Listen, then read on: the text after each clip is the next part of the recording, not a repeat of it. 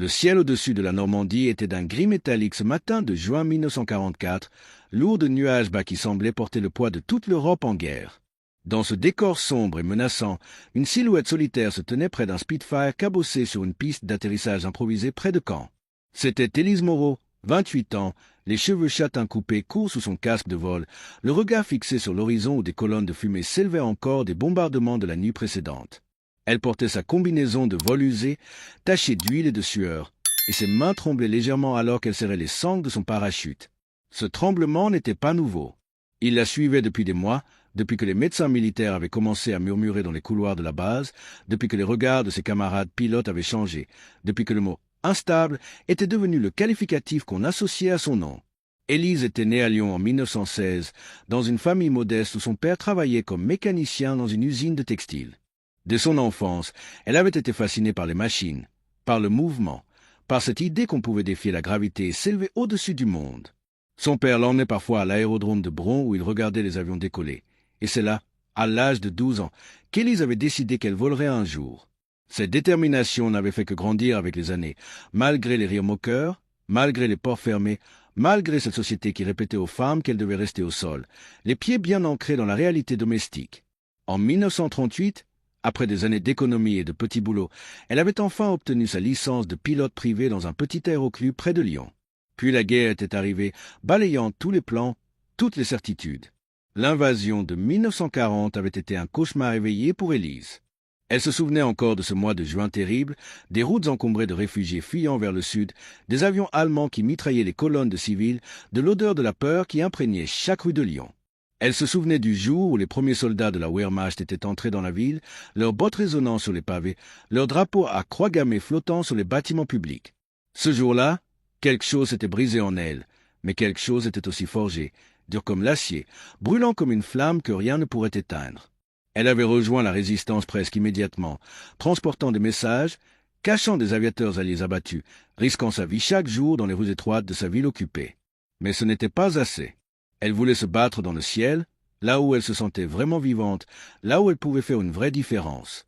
En 1943, après des mois de démarres désespérées et de contacts secrets, Élise avait réussi à s'échapper de France et à rejoindre l'Angleterre via l'Espagne, un voyage périlleux qui avait duré 6 semaines et failli lui coûter la vie à plusieurs reprises.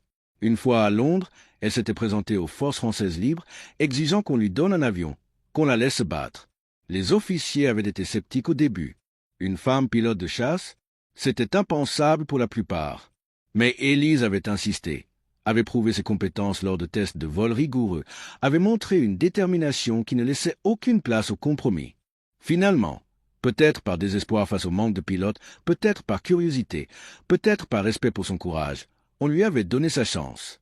Elle était devenue l'une des rares femmes pilotes de chasse à voler pour les Alliés, une anomalie dans un monde d'hommes, une exception qui dérangeait autant qu'elle inspirait.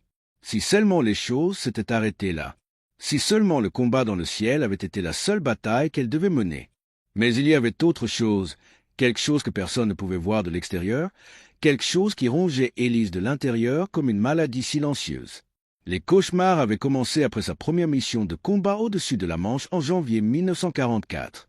Elle avait abattu un Messerschmitt ce jour-là, avait vu l'avion ennemi exploser en vol, avait vu la silhouette du pilote allemand s'éjecter puis tomber, son parachute en flammes.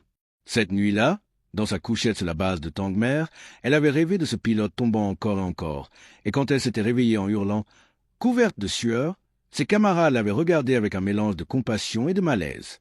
Les cauchemars s'étaient multipliés après chaque mission. Parfois, elle rêvait des visages de civils français qu'elle avait vus mourir pendant l'occupation. Parfois, elle rêvait de son frère cadet, tué par la Gestapo en 1942 pour avoir distribué des tracts de la résistance. Parfois, elle se réveillait en pleine nuit sans savoir où elle était, le cœur battant si fort qu'elle pensait qu'il allait exploser. Et puis il y avait les tremblements. Au début, c'était juste ses mains qui tremblaient légèrement après les missions, une réaction normale au stress du combat, disaient les médecins. Mais cela avait empiré. Maintenant, ses mains tremblaient même au sol, même pendant les briefings, même quand elle essayait simplement de tenir une tasse de thé. Les autres pilotes avaient commencé à le remarquer. Les murmures avaient commencé. Elle craque, disait-on. Elle ne tiendra pas le coup. C'est dangereux de voler avec quelqu'un d'aussi instable. Le mot « instable » était devenu son étiquette, sa marque, sa condamnation. Le commandant de l'escadrille, un homme bourru nommé capitaine Dubois, l'avait convoqué dans son bureau 3 semaines avant le débarquement. Il s'était montré direct, presque brutal dans sa franchise. « Moreau, vous n'allez pas bien. Tout le monde le voit. Les médecins veulent vous clouer au sol.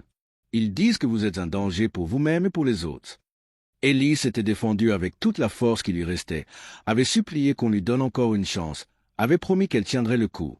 Dubois avait fini par céder, mais ses yeux disaient clairement qu'il regrettait déjà sa décision. Maintenant, 2 semaines après le jour J, alors que les forces alliées se battaient férocement pour chaque mètre de terrain normand, Elise se tenait près de son Spitfire et sentait le poids de tout ce regard, de tous ses doutes, de toutes ses peurs. La mission du jour était simple en théorie, mais mortellement dangereuse en pratique. L'escadrille devait fournir une couverture aérienne aux troupes qui tentaient de prendre la ville de Carentan, une stratégie cruciale pour relier les plages de débarquement. Les renseignements suggéraient une forte présence de la Luftwaffe dans la région, des pilotes allemands expérimentés qui défendaient leur position avec un désespoir croissant. C'était exactement le genre de mission où le moindre moment d'hésitation, le moindre tremblement pouvait faire la différence entre la vie et la mort. Le briefing s'était déroulé dans une tente de toile tendue entre 2 camions militaires, le sol boueux de la piste collant aux bottes des pilotes rassemblés autour d'une carte tachée de café. Capitaine Dubois avait tracé les routes de vol avec son doigt épais, ses yeux fatigués scrutant chaque visage, s'attardant peut-être un peu plus longtemps sur celui d'Élise. « Nous décollons dans 20 minutes. Formation serrée jusqu'à la zone de combat. Ensuite, paire de chasse-standards. Moreau, vous volerez avec lieutenant Bernard. » Un murmure avait parcouru le groupe. Bernard était un pilote chevronné, un Parisien au visage sévère qui avait abattu 12 avions ennemis depuis le début de la guerre. Mais tout le monde savait ce que cet appariement signifiait réellement. Bernard était là pour surveiller Élise, pour être prêt à intervenir si elle craquait en plein vol. C'était une humiliation à peine voilée, un message clair que la confiance n'existait plus.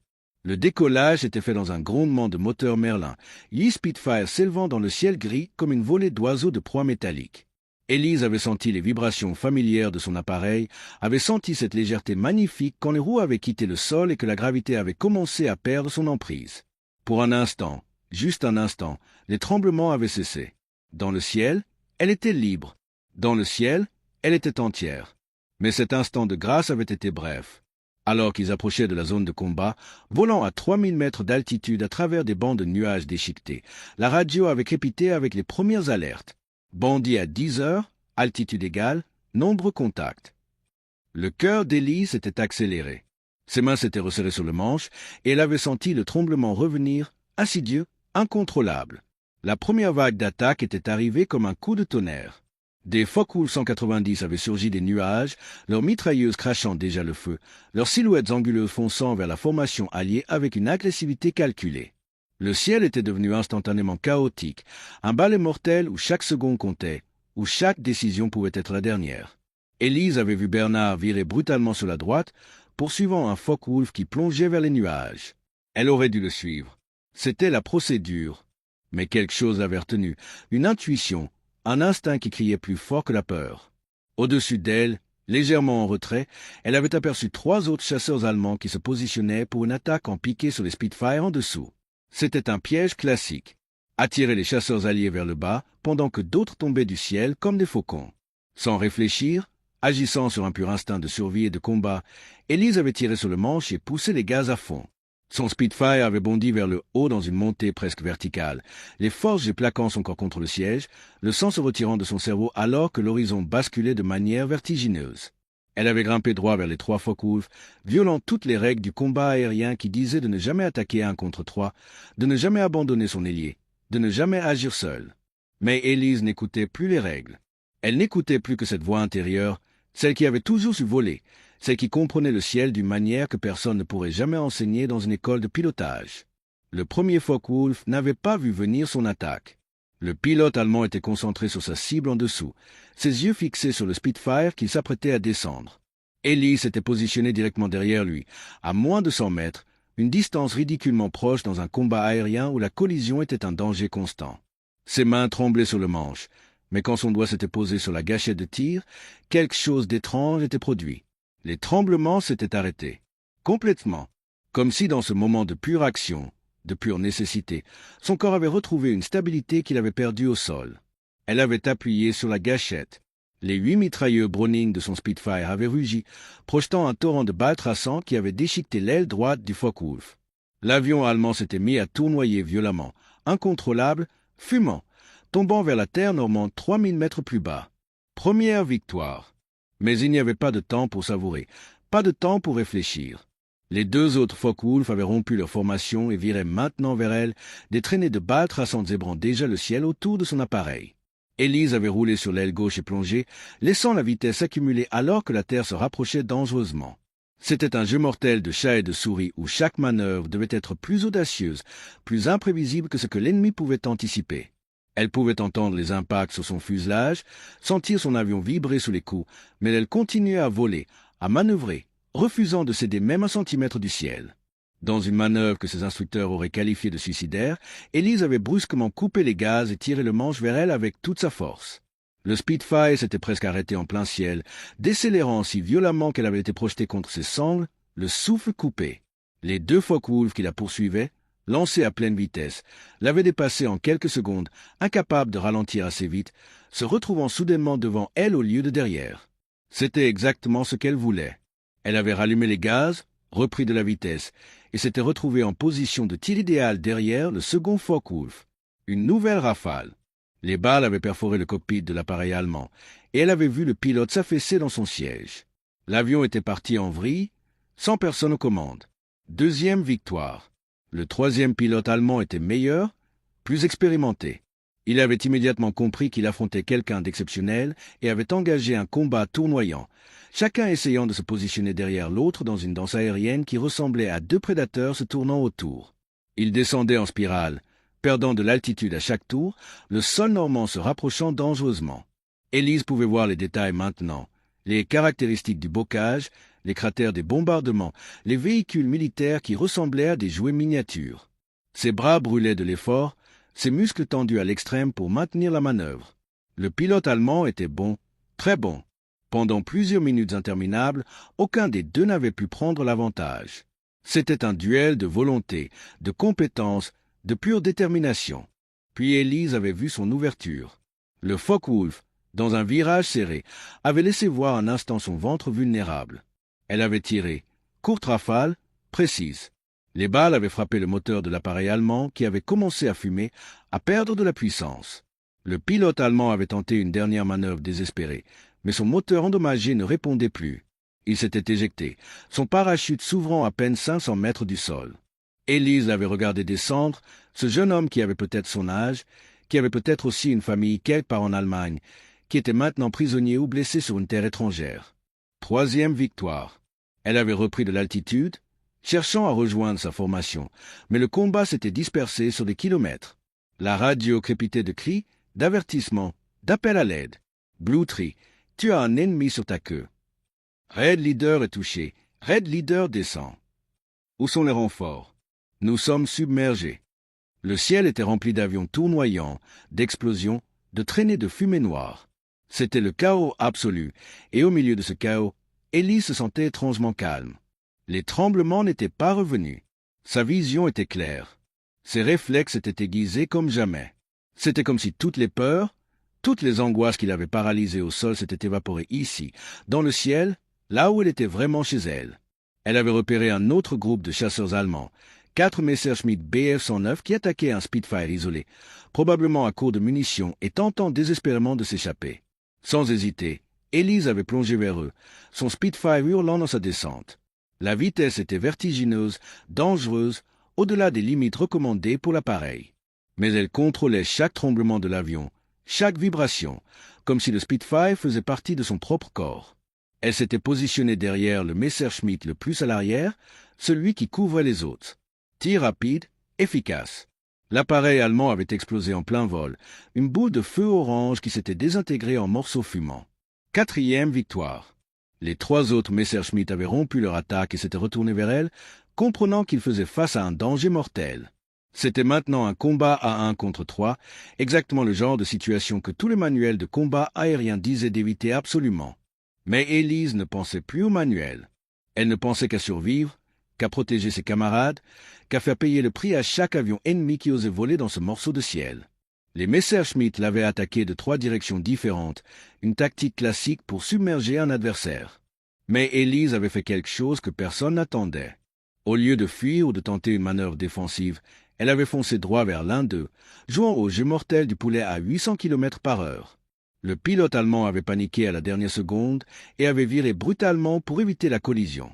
Ce moment d'hésitation avait été fatal. Élise l'avait suivi dans son virage, collé à lui comme une ombre, et avait ouvert le feu à bout portant.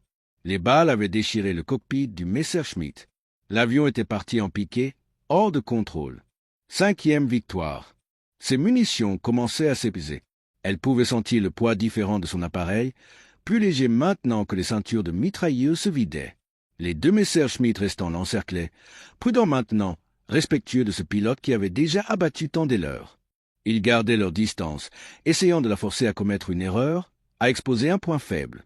Le combat s'était transformé en une danse lente et mortelle, chacun attendant l'ouverture. Les minutes s'étiraient, chaque seconde une éternité. Élise pouvait sentir la fatigue s'installer dans ses muscles, la sueur coulant dans ses yeux malgré le froid de l'altitude. Son carburant baissait dangereusement. Elle savait qu'elle devrait bientôt rentrer à la base, mais elle ne pouvait pas laisser ces 2 chasseurs allemands libres d'attaquer d'autres Spitfire. C'est alors qu'elle avait eu une idée folle, désespérée, le genre d'idée qui naît seulement quand toutes les options raisonnables sont épuisées. Elle avait simulé une panne moteur, laissant son Spitfire tousser et perdre de l'altitude, fumant légèrement comme s'il était touché. C'était un pari risqué, mais elle connaissait la psychologie des pilotes de chasse. Un avion endommagé était une proie facile, irrésistible. Comme elle l'avait espéré, les 2 Messerschmitt avaient mordu à l'hameçon et s'étaient rapprochés pour achever ce qu'ils pensaient être une cible facile. Ils étaient descendus vers elle, confiants, peut-être déjà en train de compter cette victoire. Élise avait attendu, chaque fibre de son être tendue comme un arc, jusqu'à ce qu'ils soient assez proches, jusqu'à ce qu'ils soient engagés dans leur attaque et ne puissent plus changer de trajectoire facilement. Puis, dans un mouvement d'une violence explosive, elle avait rallumé plein gaz et tiré le manche. Son Spitfire avait bondi vers le haut, grimpant presque à la verticale, passant entre les 2 Messerschmitt stupéfaits. En moins de 3 secondes, elle s'était retrouvée au-dessus d'eux, en position dominante, avec juste assez de munitions pour une dernière rafale. Elle avait choisi le plus proche, avait visé avec une précision froide, presque clinique, et avait appuyé sur la gâchette. Les dernières balles de ces mitrailleuses avaient trouvé leur cible, perforant le réservoir de carburant du Messerschmitt. L'explosion avait été instantanée, violente, une gerbe de flammes qui avait illuminé le ciel gris. 6e victoire.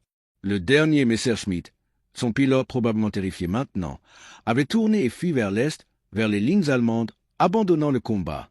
Élise l'avait laissé partir. Elle n'avait plus de munitions, presque plus de carburant, et son avion portait les marques de plusieurs impacts. Il était temps de rentrer à la base, si elle pouvait encore y arriver.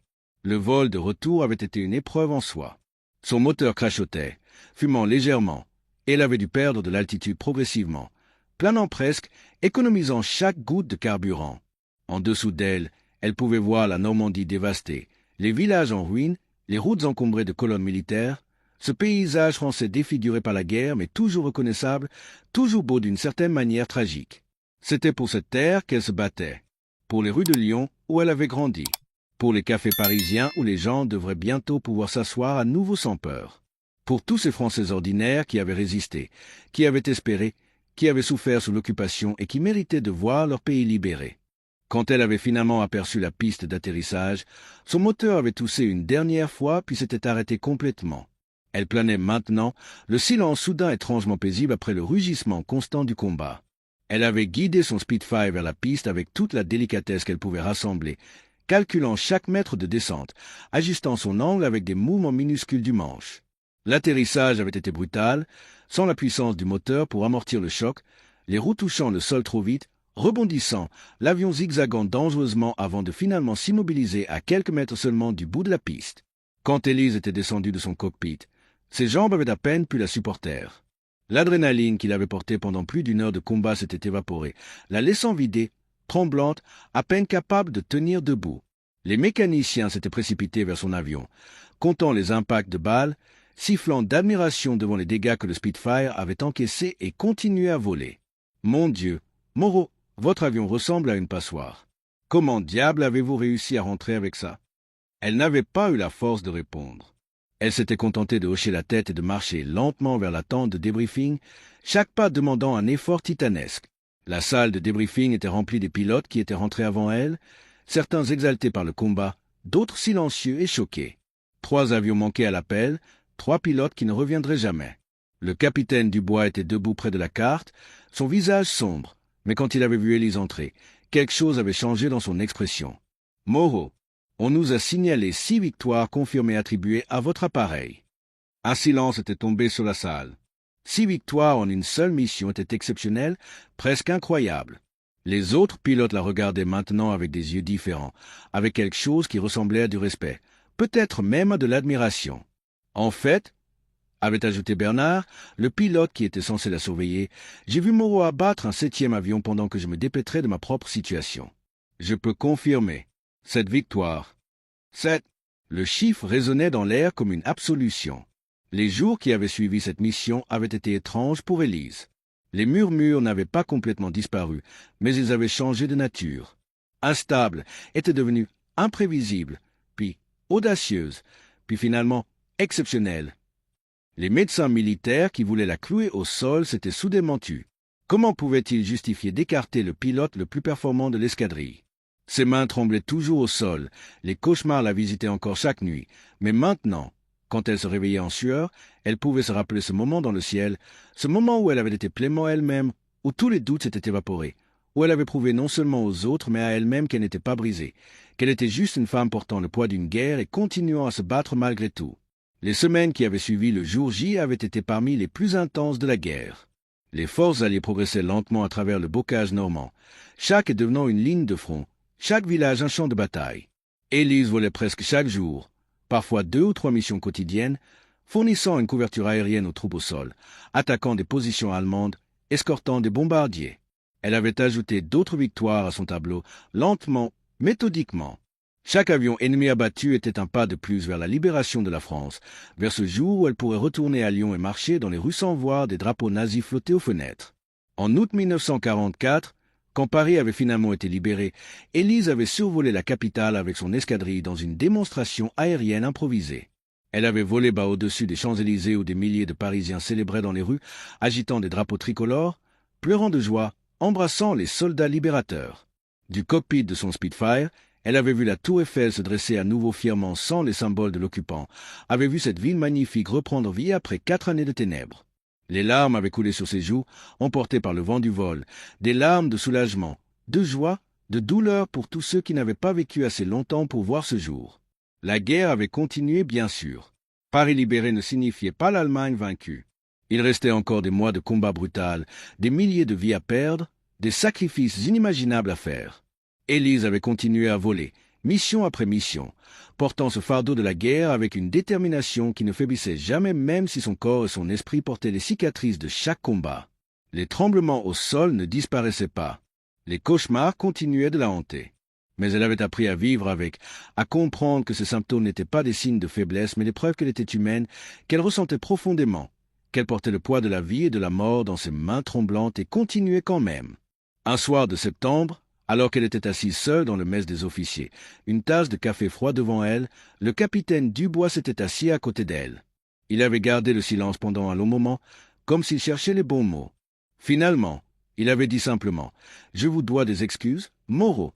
J'ai douté de vous. J'ai écouté les médecins qui disaient que vous étiez instable, que vous ne devriez plus voler. J'ai failli vous écarter. Et si je l'avais fait, nous aurions perdu notre meilleur pilote. » Élise avait regardé son supérieur avec des yeux fatigués mais reconnaissants. « Vous aviez raison de douter, mon capitaine. Je n'allais pas bien. Je ne vais toujours pas bien, si je suis honnête. Mais j'ai appris quelque chose dans ce ciel au-dessus de la Normandie. Être brisé et être incapable ne sont pas la même chose. On peut être les deux à la fois, brisé et fort, terrifié et courageux, tremblant et stable quand ça compte vraiment. » Dubois avait hoché la tête lentement, comme s'il comprenait enfin quelque chose qui lui avait échappé pendant longtemps. La guerre brise tout le monde d'une manière ou d'une autre, Moreau. Certains d'entre nous le montrent juste plus que d'autres. Cette conversation était restée avec Élise pendant le reste de la guerre.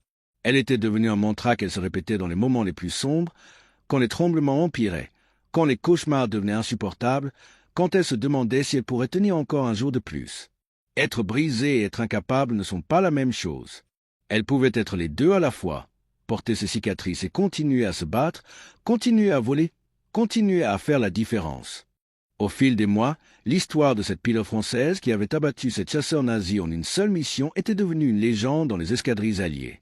Les journalistes militaires étaient venus l'interviewer, désireux de raconter l'histoire de cette femme extraordinaire qui défiait tous les stéréotypes.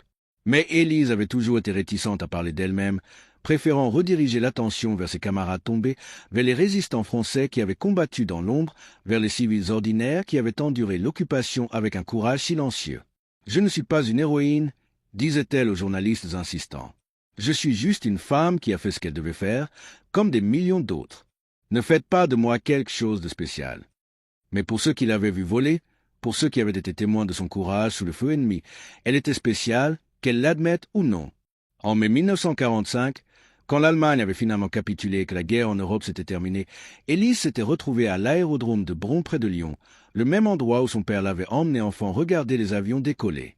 La piste était endommagée par les bombardements, les hangars à moitié détruits, mais c'était toujours là, toujours debout. Elle était retournée dans la maison de son enfance, trouvant la porte verrouillée, les fenêtres poussiéreuses. Ses parents étaient morts pendant la guerre, son père d'une maladie pendant l'occupation, sa mère de chagrin peu après. Son frère était mort entre les mains de la Gestapo. Elle n'avait plus de famille. La guerre lui avait tout pris sauf sa vie et sa détermination. Mais en marchant dans les rues de Lyon libérées, en voyant les gens reconstruire leur vie, en voyant les enfants jouer dans les parcs sans peur des soldats allemands, en voyant les drapeaux français flotter fièrement sur tous les bâtiments, Élise avait compris que le sacrifice avait un sens. Ces rues pour lesquelles elle avait combattu étaient libres maintenant. Ces gens pouvaient respirer à nouveau. La France se relevait, lentement, douloureusement, mais elle se relevait. Et Élise avait fait partie de cela, avait contribué à cela avec chaque mission volée, avec chaque avion ennemi abattu, avec chaque jour où elle avait choisi de continuer malgré la peur et le doute. Les années d'après-guerre avaient été difficiles d'une manière différente. Le monde n'avait plus besoin de pilotes de chasse. L'aviation civile était dominée par les hommes, et une femme avec un passé militaire et des tremblements visibles n'était pas exactement ce que les compagnies aériennes cherchaient. Élise avait pris une série de petits boulots, travaillant comme instructrice de vol dans un petit aéroclub, donnant des leçons aux jeunes qui rêvaient de voler comme elle l'avait fait autrefois. Elle avait vécu modestement, seule, dans un petit appartement à Lyon, les murs décorés de photos de son escadrille, de visages de camarades dont beaucoup n'avaient pas survécu à la guerre. Les cauchemars ne l'avaient jamais vraiment quittée. Même dans les années 50 et 60, des décennies après la fin de la guerre, elle se réveillait encore parfois en pleine nuit, le cœur battant, revivant ces moments dans le ciel normand, revoyant les avions exploser, entendant les cris à la radio. Mais elle avait appris à vivre avec ces fantômes, à les accepter comme une partie d'elle-même, à comprendre qu'ils étaient le prix de ce qu'elle avait fait, le poids qu'elle porterait pour le reste de sa vie. Et elle n'aurait pas changé ses choix. Même avec tout le chagrin, toute la douleur, tous les cauchemars, elle referait la même chose. Parce que certaines choses valaient la peine de se battre, même si cela vous brisait dans le processus. Dans les années 70, quand les historiens avaient commencé à s'intéresser davantage aux contributions des femmes pendant la guerre, Élise avait finalement accepté de raconter son histoire en détail. Elle avait participé à des documentaires, avait parlé dans des écoles, avait écrit un mémoire modeste qui n'était jamais devenu un best-seller mais qui était lu avec révérence par ceux qui le découvraient. Elle parlait toujours avec honnêteté de ses luttes, de ses tremblements, de ses cauchemars, refusant de laisser son histoire être simplifiée en un conte héroïque sans nuance. « La guerre ne fait pas des héros », disait-elle aux jeunes étudiants qui l'écoutaient avec des yeux émerveillés. Elle fait des survivants. Et parfois, les survivants font des choses extraordinaires parce qu'ils n'ont pas d'autre choix. Mais ils portent les cicatrices pour toujours. N'oubliez jamais ça. Élise Moreau est décédée en 1998 à l'âge de 82 ans, dans ce même appartement de Lyon où elle avait vécu la majeure partie de sa vie d'après-guerre. Elle est morte paisiblement dans son sommeil, sans douleur, entourée de photos de son escadrille, de médailles rangées dans des boîtes qu'elle n'avait jamais portées, de lettres de camarades disparus depuis longtemps. À ses funérailles, une poignée de vétérans très âgés sont venus rendre hommage, certains en fauteuil roulant, certains avec des cannes, tous portant les marques du temps et de la guerre. Ils ont raconté des histoires de cette jeune femme qui tremblait au sol mais qui volait comme un ange de la mort dans le ciel, qui avait prouvé que la force ne se mesurait pas à l'absence de peur mais à la capacité de continuer malgré la peur. Son histoire aurait pu être oubliée, perdue dans les millions d'histoires individuelles que la guerre avait créées. Mais il y a quelque chose dans le parcours d'Élise Moreau qui résonne encore aujourd'hui, quelque chose d'universellement humain dans sa lutte. Elle nous rappelle que la fragilité et la force peuvent coexister dans la même personne, que nos cicatrices ne définissent pas nos capacités, que le courage n'est pas l'absence de peur mais l'action malgré la peur. Elle nous rappelle que pendant l'heure la plus sombre de l'histoire française, quand les nazis occupaient Paris et que l'Europe semblait perdue, il y avait des individus ordinaires qui faisaient des choses extraordinaires, qui choisissaient de résister, de se battre, de ne jamais abandonner. Cette pilote qu'on disait instable avait prouvé ce jour de juin 1944 au-dessus de la Normandie qu'elle était tout sauf cela. Elle était humaine, profondément, complètement humaine, avec toutes les vulnérabilités que cela implique. Mais elle était aussi d'une force remarquable, d'un courage exceptionnel, d'une détermination inébranlable. Cette chasseur nazi abattu en une seule mission n'était pas juste une statistique militaire. C'était la preuve vivante qu'on peut être brisé et fonctionner, qu'on peut trembler et tenir ferme, qu'on peut porter le poids du monde sur ses épaules et continuer à voler. L'histoire d'Élise Moreau nous enseigne quelque chose d'essentiel sur la nature humaine et sur la guerre. Elle nous montre que les héros ne sont pas ces figures parfaites et invulnérables que nous imaginons souvent, mais des personnes réelles avec des peurs réelles, des traumatismes réels, des luttes réelles. Elle nous montre que la bravoure n'existe pas dans le vide mais dans le contexte de la vulnérabilité, que les actes les plus courageux sont ceux accomplis par des personnes qui ont toutes les raisons d'abandonner mais qui choisissent de continuer quand même. Et peut-être que le plus important, elle nous montre qu'il n'y a pas de honte à être brisé par des expériences traumatisantes, qu'admettre sa vulnérabilité n'est pas une faiblesse mais une forme de force honnête et authentique. Aujourd'hui, quand nous regardons le ciel au-dessus de la Normandie, paisible et bleu, il est difficile d'imaginer qu'il a été le théâtre d'une telle violence, d'un tel courage, d'une telle détermination. Mais les histoires comme celle d'Élise Moreau nous rappellent ce qui s'est passé, nous rappellent le prix de la liberté, nous rappellent que cette paix que nous tenons pour acquise a été gagnée par des personnes qui ont tout donné, qui ont porté des fardeaux inimaginables, qui ont continué à se battre même quand chaque partie d'eux-mêmes criait d'arrêter. Si vous avez écouté jusqu'ici, c'est que quelque chose dans cette histoire a résonné en vous. Peut-être reconnaissez-vous dans le parcours d'Élise votre propre lutte, vos propres moments où vous vous êtes senti brisé mais avez continué quand même. Laissez un commentaire avec les mots « Je suis avec toi jusqu'à la fin » pour me faire savoir que vous étiez là, que cette histoire vous a touché. Et si vous avez trouvé de la valeur dans ce voyage à travers l'histoire d'Élise Moreau, un petit like sur cette vidéo m'aide à continuer à partager ces histoires qui méritent d'être racontées, ces vies qui méritent d'être honorées.